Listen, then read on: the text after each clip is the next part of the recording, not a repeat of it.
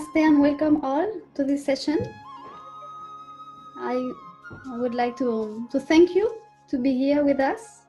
And today we are meeting for a topic, Pranayama, the hidden treasures of the Ancient Hatha Yogic texts, organized by the association Swayoga and with the collaboration of the Centre Yoga de Sarlat in France.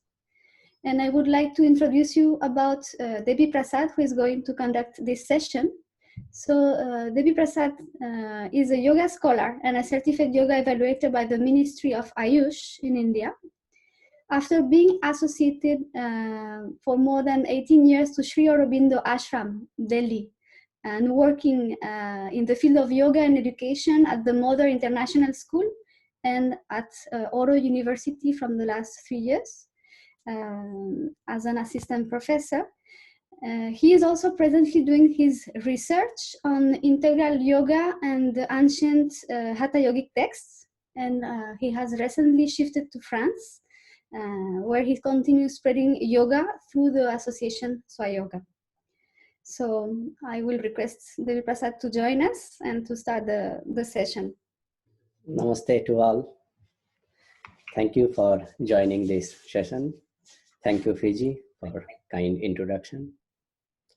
So let's begin with a little bit of concentration.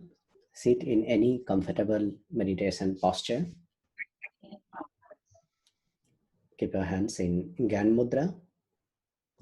Gently close your eyes. Bring your whole awareness to your body. Observe your body. Feel the each and every sensation in your body.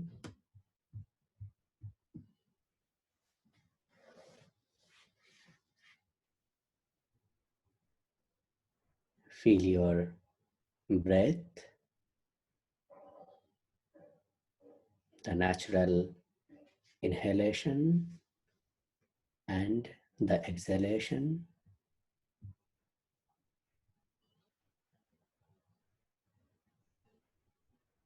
Observe your thoughts and the state of the mind.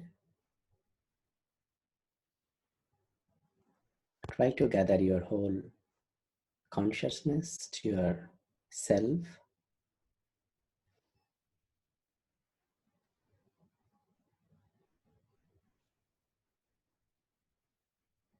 Let's prepare ourselves to follow this journey together towards the path of infinite.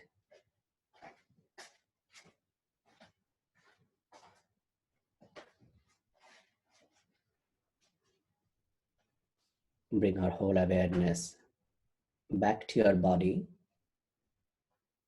and gently open your eyes. So today basically we are going to discuss about the concept and the practices related to prana and the pranayama as mentioned in Ancient Hatha Yogic text. So at present I am doing my research on this field of Ancient Hatha Yogic text, and if we see from that perspective that Hatha Yoga is completely based on the pranic science. The moment we are talking about the Hatha Yoga, then we can see that Hatha Yoga giving lot of importance to the body, and Hatha Yoga cannot see the body without the prana. I would like to begin with one sloka, this sloka from Shiva Sharadhraya Tantra, where Shiva mentioned to Parvati that Prana eva param mitra, Prana eva para sakha, Prana tulya para bandhu nasti, nasti baranana. So there is no greater friend than prana. There is no greater companion than prana. So it is giving a lot of importance to the prana. If you go through the ancient Hatha Yogic texts like Gorakh Samhita, Gorakhnath considered one of the, we can consider as a founder of Hatha Yoga. And in Gorakh Samhita, second chapter, he mentioned that Sadasa pranayama eka pratyahara, dadasa pratyahara eka dharana, dadasa dharana eka dhanam, dadasa dhanam eka samadhi. So he's saying if you practice 12 times pranayama, it will automatically become pratyahara. And 12 times practicing pratyahara, it will automatically transform into dharana, concentration. And practicing dharana, what Patanjali also said, the continue practicing the dharana automatically transform into meditation, the dhyana. And practicing dhyana, automatically yogi will reach to the state of samadhi. So that means pranayama is the central point.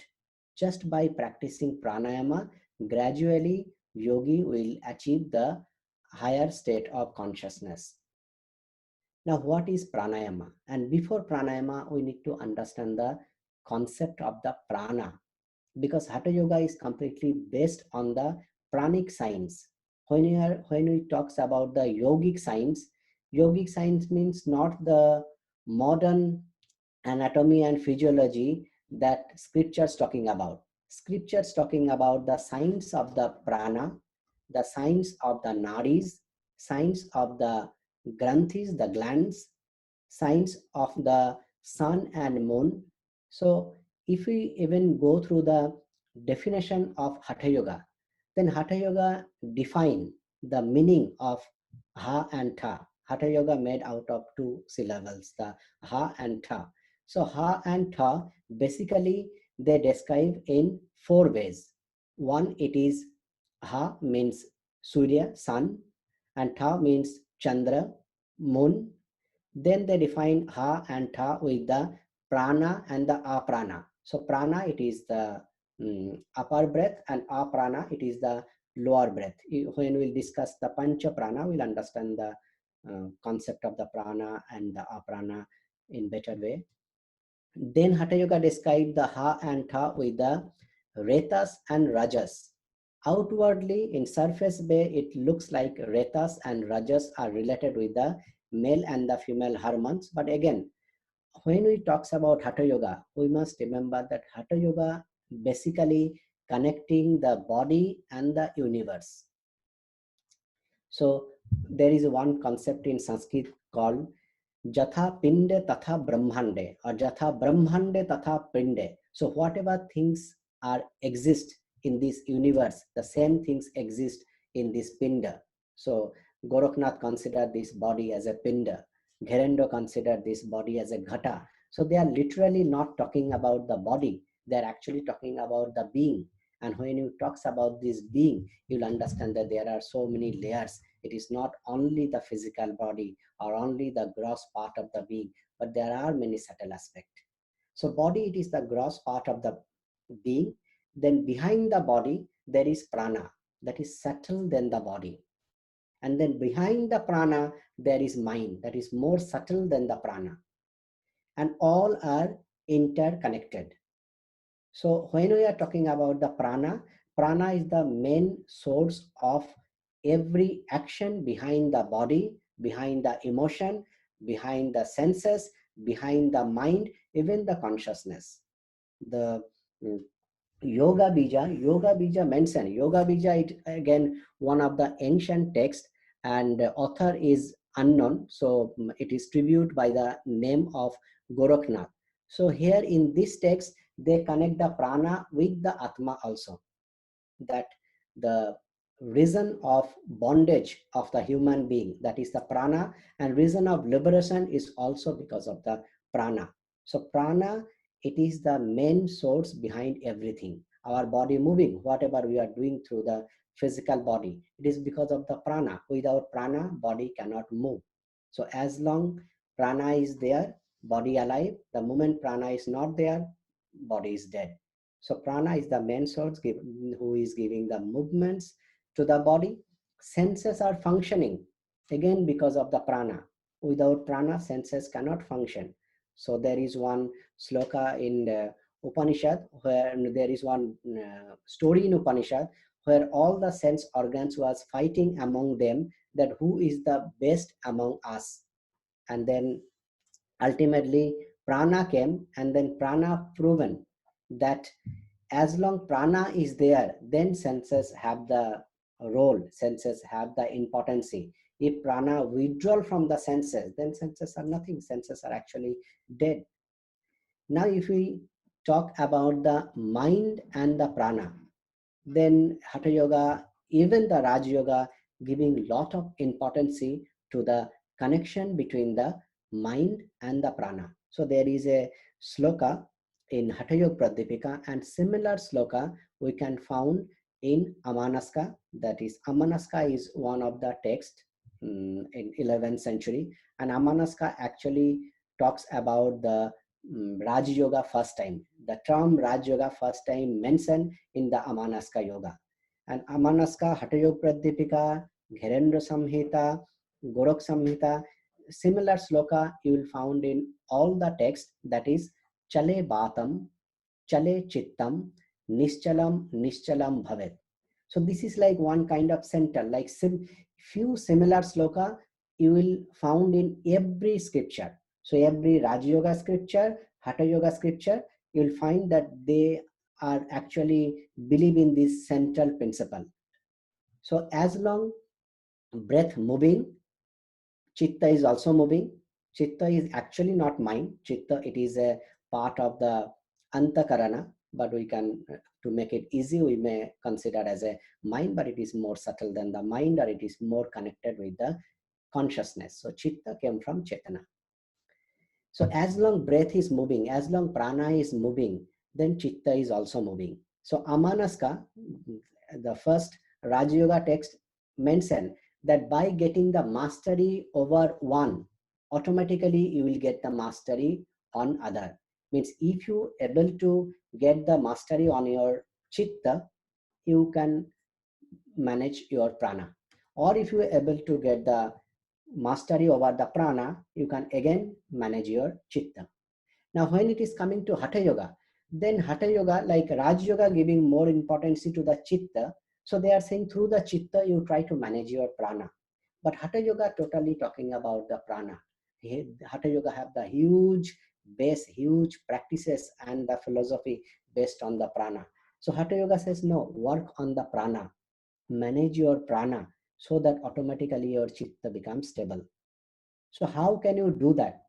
So one way, they are saying that prana and the vayu, the air. So connecting the prana with the air. So air, it is some kind of tool in your hand. Like if prana is the kite, then breath is like the thread. So you have the thread in your hand. Through the breath, you can understand the prana, you can manipulate the prana, and you can get the mastery over the prana. How? So there are several symptoms you can get through the air. One, it is like a Hatha Yoga first defining as a Chandra and Surya, the sun and the moon. So sun basically indicating the Pingala Nadi, the right breath, the breath flow through the right nostril. Similarly, Chandra indicating the Ida Nadi, that is flow through the left nostril. So one way Hatha Yoga talking about the balance of the Ida and the Pingala. But this active and passive Nadi have the several roles in the body. So that is again part of Swara Yoga. But if you understand the Surya and Chandra, if you understand the function of Surya and Chandra, that how Surya working in the body and how Chandra working in the body, when you are doing some physical work, emotional work, mental work, creative work, or having rest, or practicing meditation, how the Chandra, Surya, the right nostril, left nostril, and both nostril have their role. So that is one of the aspect of the practice of prana. So they said that either follow your action according to the breath, or manipulate your breath according to the action. That is one kind of pranic sadhana. Second thing is, when they are talking about sun and moon. So sun and moon means all the time it is not indicating the right breath and the left breath. But again, as I say, that they believe whatever things exist in this universe, the same things also exist within the body. So there's that sun and moon are also exist in the body. So sun exists on the navel, on the Manipura chakra, and the Chandra exists on the upper plate towards the Agya chakra. And there is one concept in Hatha Yoga. So these are little details, but Hatha Yoga is actually based on this kind of science. They said there is one kind of liquid always secret from the Chandra, and it is falling to the sun, to the Surya. And that's the reason that human gradually gets old and moves towards the death. If we make this process opposite, or if we able to balance or manage this process, then we can stop the old age and the death. That is the Hatha Yoga concept. How? So Hatha Yoga gives a lot of mudras and pranayama related to that. So like Viparit Karani Mudra, it is an inverted posture when you bring your legs up and balance on your shoulder. So this way Surya goes up, Chandra goes down. So that is one of the way that you are making the process opposite. Similarly, there is another mudra called Khechri Mudra. Through the Khechri Mudra, again, you can manipulate the secretion from the moon. So there are few this kind of concept. Then like breath, you can understand everything if you observe your breath, if you follow the pranic sadhana, if you sincerely practice the pranayama, if you observe the role of the prana behind every action, then you can understand everything what is going to manifest through the body. If there is any disease going to manifest through the body, if there is something related to emotion, mind, even something related to our future, we can understand through the breath. Even in yoga, there is one concept that is called kala banchana. Kala means it is like a time, but when they say kal, it is like a final destination, the ultimate time. That means death. So one can calculate their death also according to the breath.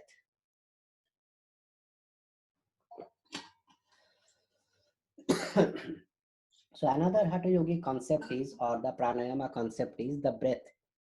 So yogi calculates the life according to the breath. Even if you read Bhagavad Gita in the 4th chapter, sloka number 29 and 30 explain that yogi practice pranayama by observing the prana into aprana and aprana into prana, and then ultimately stop both the prana and the aprana. So they say that it is whole life, it is play of the prana and aprana. And the pranayama, it is the whole art of restoring and managing the incoming and the outgoing breath both. Even by systematically study all the sutras of the pranayama, you will understand that ultimately all the Hatha Yoga text leading towards the Kebali Kumbhaka. What is Kebali Kumbhaka? So in the Hatha Yoga text, they are not talking about prana, they are talking about the Ashta Kumbhaka. So if you read Hatha Yoga Pratipika talking about Ashta Kumbhaka, Gherendra Samhita talking about Ashta Kumbhaka, Hatha Ratnavali talks about Ashta Kumbhaka, Dattatreya Yoga Samhita, the first Hatha Yoga text that officially mention the term Hatha Yoga, it is only Dattatreya Yoga Samhita in 12th or 13th century. So Dattatreya Yoga Samhita also mentioned about the Kumbhaka. So Kumbhaka means it is a state, as Patanjali mentioned, that Tasmin Sati Swaso Praswaso Gativicheda Pranayama. That Kumbhaka, it is a state, or according to Patanjali, Pranayama, it is a state. There will be no more inhalation and no more exhalation. So that kind of state. But this is an effortless state that you need to practice such a way that you will reach to that state and there will be no more inhalation and exhalation. So without inhalation and exhalation, the state of Kumbhaka called Kevali Kumbhaka. So ultimately by practicing pranayama, yogi will reach to the state of Kevali Kumbhaka. And again you can understand, and again you can connect with the Raja Yoga. That's why like in Hatha Ratnavali, so in Hatha Ratnavali, Yogi Srinivasa in the Kevali Kumbhaka sloka mentioned that when you reach to the state of Kevali Kumbhaka, this state considered as a state of Raja Yoga. So by reaching into the state of Kevali Kumbhaka, your chitta will also become stable, and that stability of the chitta, that known as a Raja Yoga. So in Hatha Yoga, there is a very common concept that as many times we take the breath, our life longevity depend on this. So Goraknath mentioned that what will be your breath. So in normal situation, our breath remain like it's moved up to the chin, and then when we do some physical activity, physical work, length become longer up to the chest. During the sexual activities, come to the length up to the knees. During the physical activity, kind of sports, running, jogging, and all, it goes up to the feet or beyond the feet. So this says that your life, there is a limited number of breath, as many millions or billions times. So how you can finish that breath, it is completely depends on you. So that's why one way pranayama suggests that if you can reduce your breath, you can reduce the life longevity. And for example, we can see, like if we observe the many animals in this earth, we can see that those animals take more breath, their life longevity is less. For example, dog, cow. But those creatures take less breath, their lifespan is more. For example, snake and tortoise. And you can see their movement. So it is also dependent. So your activeness, your passiveness is also depend on the prana. Your likes and dislike is also depend on the prana. Sri Aurobindo explained this concept of the prana in very modern way. Sri Aurobindo says it is called vital.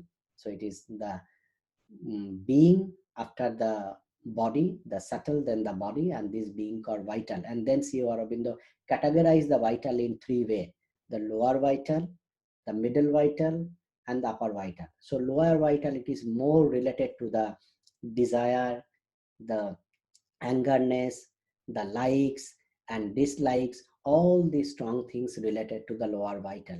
So you can connect with the Hatha Yogic prana. Hatha Yoga also divide the prana in 5 ways: the prana, aprana, samana, vyana.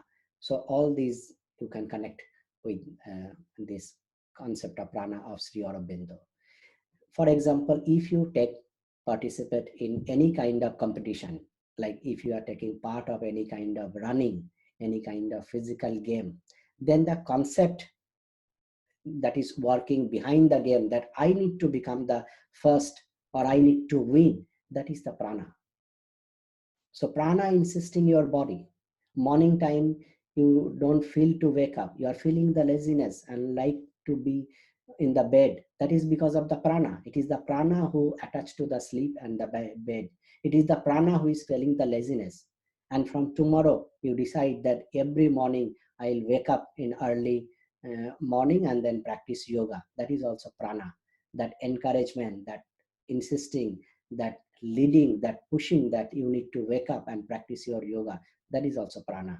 So you need to understand the role of the prana, because prana, it is like a one-way great obstacles, and prana is the only force through that one can go towards the higher consciousness. Similarly, then upper prana. So whatever energy encourage you, the enthusiasm, the inspiration, the guiding, the leading, the love, the unconditional connection with something, all these are because of the prana. And when it is moved towards the higher, it is connecting with your higher consciousness, connecting with your heart chakras, and giving you the all kind of love and positive side or positive angle of every activities. So what I am trying to say, that prana is the main source behind every action: physical action, emotional action, mental action, or like your action of the consciousness. Any kind of spiritual movement, that is also happening because of the prana. Even the kind of things we directly connect with the mind, such like concentration, wideningness of the mind, memory of the mind, hold the mind in one point. Those are also nothing but a pranic activity. If I ask you to concentrate, what you will do? You will supply your prana more towards that. That's called concentration. As I give the common example that, like, if I ask you to increase the speed of the fan, you will just increase the electricity supply through the regulation. So same, the moment you are trying to concentrate or focus on something, you are not doing anything. You are what you can do. You cannot put your mind somewhere. What you are doing, you are just supplying the prana towards that. If I ask you, concentrate on your thumb, you will supply the whole prana to your thumb. You can feel that sensation. So mind and prana are very closely associated. Any disease happen, first it comes to the pranic body and gradually it's manifests to the physical body.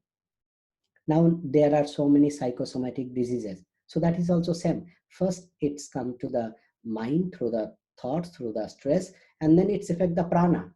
And then gradually it's manifest into the body. So the people, those have the sensitivity, those are practicing pranayama and pranic sadhana, they can sense that whenever something comes to the prana, when there is any disbalance in the pranic level, then yogi should have the capacity to understand and manipulate that, or just by working on the pranic level, you can balance that, you can solve that. That is the whole purpose of the prana. And then it is moving towards the chitta. That is, there is a disbalance, your mind will be disbalanced. That is also very simple thing that you must observe, that when you are very calm, very quiet, your breath also moves very slowly in a rhythm. There is a beautiful harmony in the breath. But when you are disturbed, or there is angerness, or there is restless, you can see there is a restlessness in the breath also not moving systematically in one rhythm. So breath and minds are connected. So just by manipulating the breath, working on the breath through the observation and through following any kind of pranayama techniques, if you able to establish the harmony in the breath, immediately you able to establish the harmony in the mind. So these are like common thing that day-to-day life, by manipulating the prana, by manipulating the breath, we can manage our any kind of disharmony in the physical level, in the emotional level, or in the mental level. But now if we go towards more in the yogic field, where Hatha Yoga again saying that Ha is the Atma and Tha is the Paramatma. Now again, Atma and Paramatma means, again, we should not connect something with big philosophy, but Atma means he is saying the individual soul, the individual self and the collective self. That how this individual self, other way, connected with the cosmic self or the universal self. So it is not apart from us. What Sri Aurobindo saying, that it is the spiritual being. So we have a physical being, we have an energetical being, we have a mental being. Similarly, we have a spiritual being that is like a collective being, that is not limited only within this being, but this being, other way, it is connected with all the being. Philosophically also, when Upanishad connect with the individual soul and the cosmic soul, means what? There is only one Atman. As Sri Krishna in Bhagavad Gita explained, that Atma, it is immortal. It cannot born, it cannot die. So what cannot born or what cannot die, it cannot be many. That always remains one. So one means, then how one, and again it looks many. So that means the behind the many, there is a reality of the one, and that reality, it is not existing anywhere else. It is existing within this being. And Hatha Yoga is saying that through the process of the body and the process of the prana, you can understand or you can realize that supreme part of your being. And for that, Hatha Yoga following the process. Because if we talk something about the mind and the consciousness, it is very far from us. But if we talk something related to body, it's very easy. You can feel the body, you can feel the breath, you can calculate the breath. Just few days focusing more and more towards the breath, you can develop your understanding on the breath. And through the breath, you can again manage the whole being. So that's the science of the prana. That is the science of the pranayama. And then yoga saying many, many things, not only pranayama. And when you are talking about Hatha Yoga, so Hatha Yoga from the pranic sadhana, like Shiv Samhita. So Shiv Samhita not only talking about the pranayama, but talking about the Vayu sadhana. And as a part of Vayu sadhana, asking about few practices related to pranayama, kind of Shitli pranayama, or the mudra, kind of Khechri mudra. Through that you can again balance. So there are many practices, but if you understand the science behind the practices, that will help you a lot. Because nowadays we practice these yogic things and it is mostly become like physical. For example, when we practice asana, asana means mostly nowadays whatever things we learn through the courses and all, it is directly connected with the physical body. But take the example of the Hatha Yoga Pradipika or Gherendra Samhita. Padmasana and Siddhasana are the common asana that mentioned in all the ancient Hatha Yogic texts. Now see the Padmasana. What is the what are the way they describe the Padmasana? So they said that Padmasana means you need to cross your leg and keep your right foot on the left thigh, left foot on the right thigh, sit erect, and after that put your chin on the chest, means perform the Jalandhar Bandh, and then gaze at your tip of the nose. So can you imagine that asana? But according to the Hatha Yoga text, it is not a pure physical posture, but it is connecting your prana, it asking you to perform the mudras and the drishti along with the asana. So such a integrated practice. Same Siddhasana, asking you to perform the Jalandhar Bandha and gaze at your eyebrow center, Sambhavi Mudra. And that's why they are saying that just by practicing Siddhasana, yogi can get the Siddhi. Because it is not only asana, this asana associated with the mudras, associated with the meditation and connecting with your higher consciousness.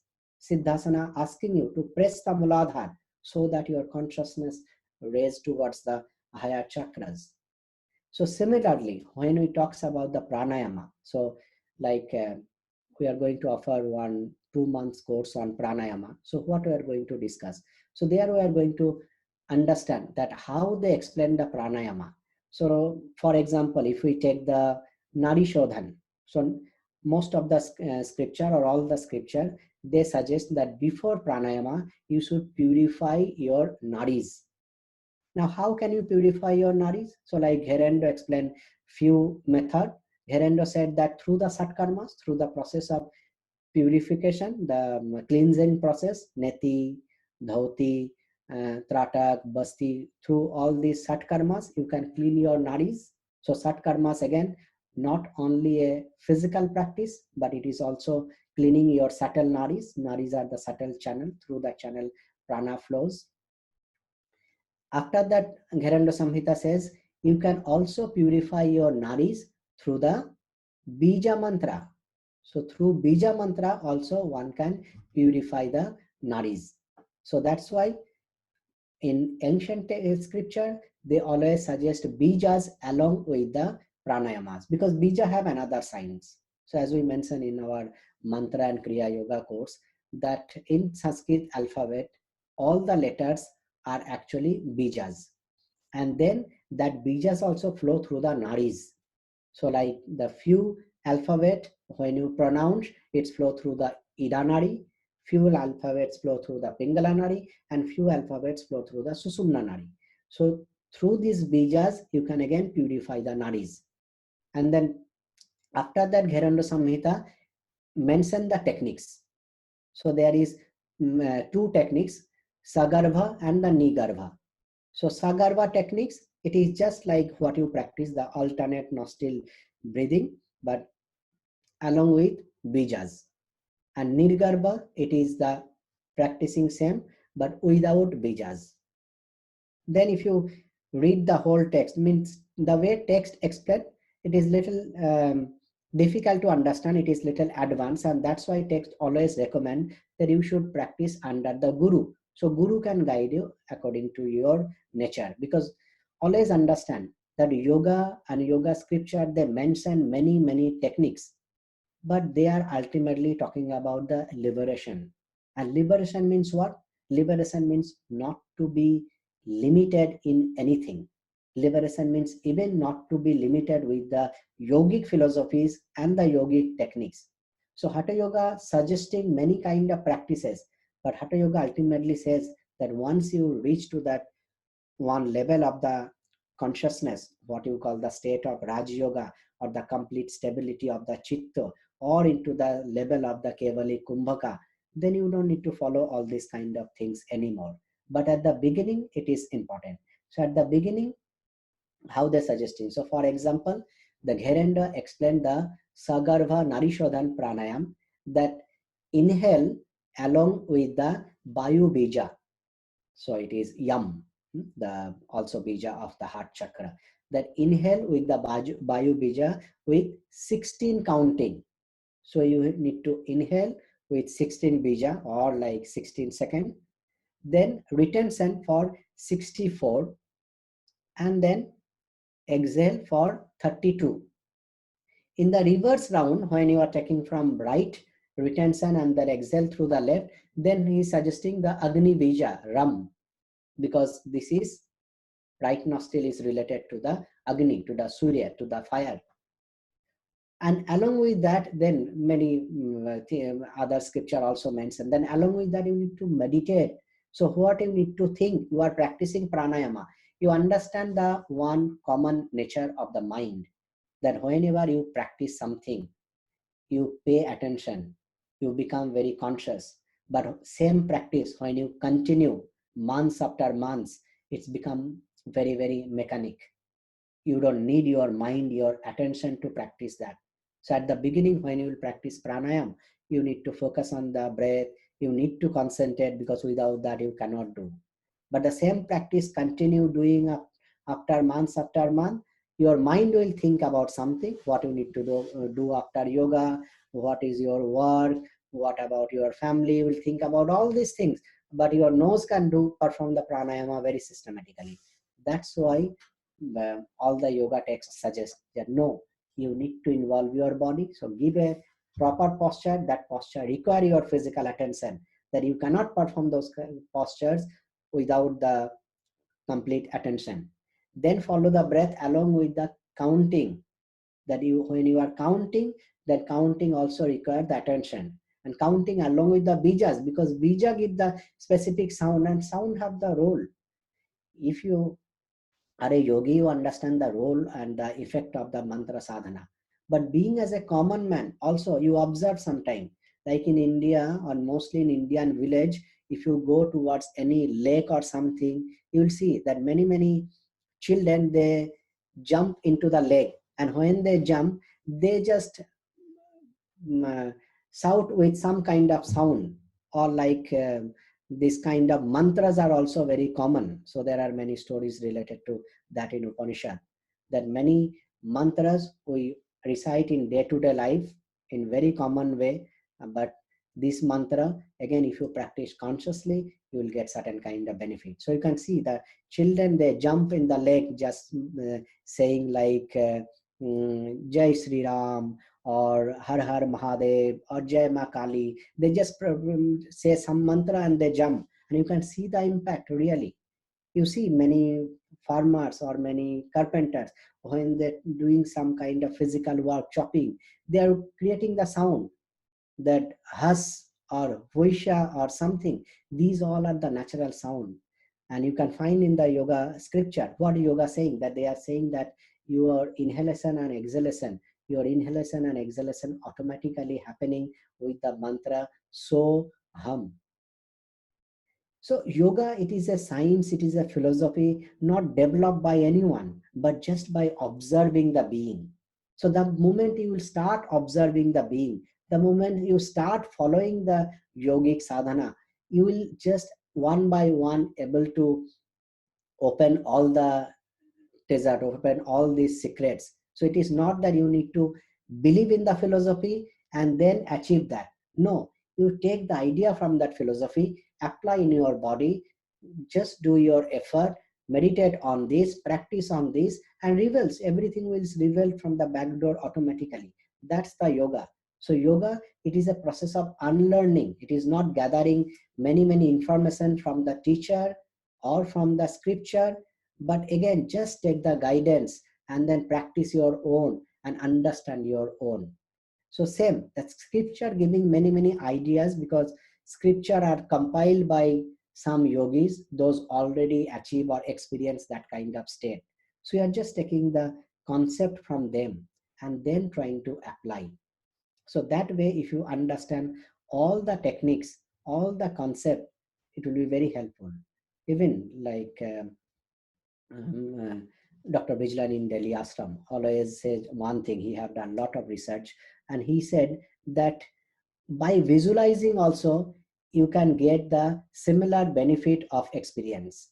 Like many things we cannot experience in our life, but you can, if we visualize that, we can get the same benefit, same kind of hormone secretion will happen in our hormonal system, same kind of um, thoughts and stimulation will happen in our brain, and we can almost experience the same thing.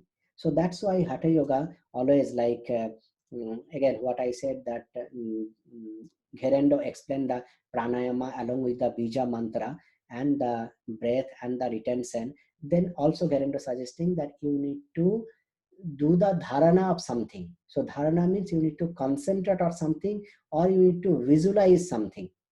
There are many mudra, like in Shiv Samhita, there is one mudra called Yoni Mudra. Yoni Mudra is nothing but based on the visualization.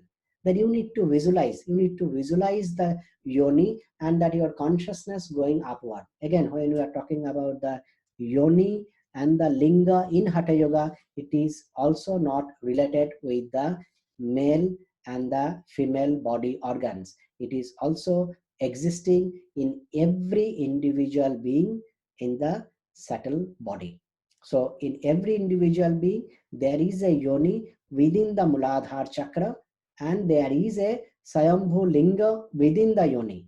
And then Shiva explained that concentrate and visualize and then bring your consciousness upward and unite in the Brahma Randhra. So there are many concepts in Hatha Yoga, as Hatha Yoga basically coming from the roots of Tantra. So Hatha Yoga use many kind of terms like this, that sun, moon, yoni, linga, granthi, then many kind of, whatever things exist in the outer nature, river, ocean, sky, five elements, everything they connect or they associate with the body. So if we understand that concept and if we practice that way, it's have the different kind of science, even like Pancha Bhuta. So they said Pancha Bhutas are there in the body. So it is not that philosophy that this body made out of Pancha Bhuta, but there is water element, there is earth element, there is space element. Imagine that you are having food. How food can enter into your stomach if there is no space, if there is no ether element? You are maintaining the body weight. That is again because of the earth element. Water portion, if water elements is not balanced in your body, will face the problem of dehydration or the excess of water. Then Hatha Yoga talking about the science of the Pancha Prana, that when you are receiving something, receiving the food, receiving the sound, receiving some kind of philosophy, this receiving, it is the action of the prana. When you exhale something, that you are attending 1 hour lecture on prana and pranayama, you will reject something. That is the work of aprana. Excess food you need to throw through urine, through stool. That is the work of aprana. When food is there, you are digesting the food. When thoughts are there, you are contemplating on the thoughts. That is the work of the samana. Then you are spreading, you are applying through the bayana. So these are the work. Now again, if there is any disharmony in these 5 prana, that can show through the sub pranas. So our bulbs, passing the gas, yawning, blinking, these are again showing the harmony and disharmony of the prana. So this is the science we can understand by going through the scripture. that where is there is a balance in the prana and when there is a disbalance of the prana. When prana are going to manifest as a disease, as a mental stress, as a disharmony of something, and how can we manipulate them? What kind of process of the asanas, mudras, or the pranayama we can balance the prana that it will maintain the whole body, emotion, mind, and the consciousness. So these are the things we can understand through the scripture. So going further, I'll request you that if you have any question, we can discuss the questions.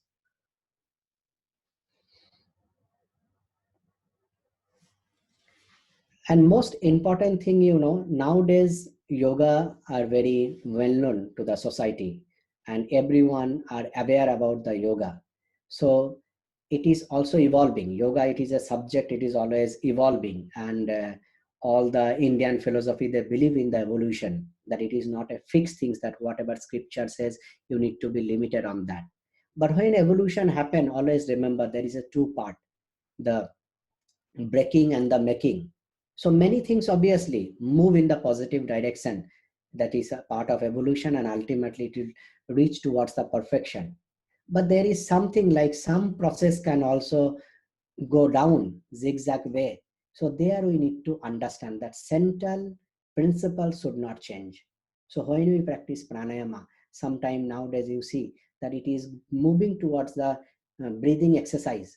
So we practice like with the sound, with the effort and all. So there you need to understand that what scripture saying. They give few beautiful example, like one of the sloka in the Yog Churamani Upanishad say that Jatha Singho Gaja Baghra Bhave Drisha Shaina Shaina Tathe Sevita Vayunastha Hanti Sadakam. As like a lion, elephant, and tiger, gradually and slowly you can bring them under your control, that they will like a pet. Similarly, you need to do it slowly with the patience, with the time, with the dedication, that gradually you can get the mastery over the breath. It is not by force, it is not by the effort, but it is a slow and gradual process that ultimately leads towards the natural state of kumbhaka. That's called the kevali kumbhaka. Then again the same Upanishad saying Yukta Yukta Teja Vayu Yukta Yukta Purayat Yukta Yukta Pradhani Dayat Siddha Mavanuat. That means that Yukta Yukta, that slowly with the balance, with the rhythm you need to inhale. Then Yukta Yukta Dharayat. Then again with the slowness and with the patience, with the rhythm you need to hold and then exhale. So the slowness, the steadiness, the patience, involvement of the body, that steady. First you need to make your body steady, then follow all this process, and then follow the mind also, that make your chitta also stable. So if your body moving in one direction, if you are just following some kind of breathing practice but your mind is not there, then it cannot consider as a pranayama. Dattatreya Yoga Samhita, the first Hatha Yoga text, mentioned very systematically. Dattatreya Yoga Samhita, not explaining many techniques of pranayama, just explaining the simple alternate nostril breathing, but saying that by following this along with the lifestyle and the food recommended by the Tatteya, within 3 months you can purify your nadis. So you don't need to follow any another process to purify the nadi. Just following the pranayama, first 3 months you can purify your nadis, and then continue follow that and you will reach to the different level of the pranayama. So they basically explain the 4 level of the pranayama. So first level, you can make your body completely free from the disease. Second level, you can feel the lightness, and then gradually your mind will reach to the state of complete calmness and all, and you can feel the happinesses. Obviously yoga talking about further where you can reach up to the samadhi and the liberation, but only just following the process of pranayama. But what we need to do, we need to integrate our pranayama practice along with our lifestyle, with our food, involvement of our body, involvement of our mind, and then one integrated practice. It is just looks like a pranayama, but through the pranic door, ultimately you are balancing your all the aspects of the being. Another important thing you must remember that whatever we are philosophically talking about, but ultimately it is connected with your body. It is your respiratory system. So another way, as like we have many wrong habits, and our breathing system also become wrong in many ways because of our lifestyle, because of our wrong habits. It is not moving very naturally. Like when we sleep, if you observe a baby, that when they inhale, abdomen comes out, when they exhale, abdomen goes in. But see the adults, mostly it is not same for everyone. And this happened because of the wrong habits and wrong lifestyle, that we change many things. So first we need to prepare ourselves also. So before practicing pranayama, or along with practicing the pranayama, we need to prepare our diaphragm or our lungs also along with that. So when we'll follow the pranayama course, so we'll do three things. One, we'll understand the concept according to the ancient scripture. Second, we'll prepare our diaphragm and lungs, that how to inhale, how to exhale, and how to retain the breath. How to step-wise follow the inhalation and step-wise exhalation. And third part is different kumbhakas and different pranayama as mentioned in the Hatha Yoga text. Namaste. Thank you for attending. Hope to see you next time. Thank you. Have a good day. Thank you, everyone, for joining us in this session. So I hope we will meet again. Maybe in this course we are organizing on pranayama. That's starting on 18 February.